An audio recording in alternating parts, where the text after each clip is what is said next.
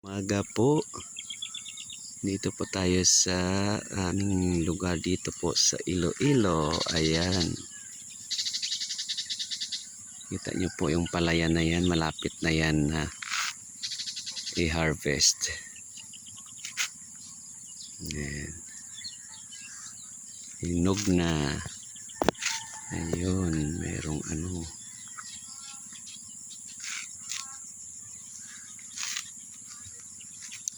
po, latas tabi ng kalsada.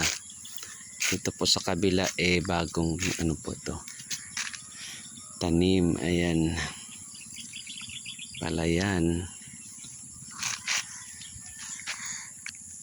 So iyon, maraming salamat. Thank you for watching. Bye bye. Please do like and share po ng ating video. Bye bye.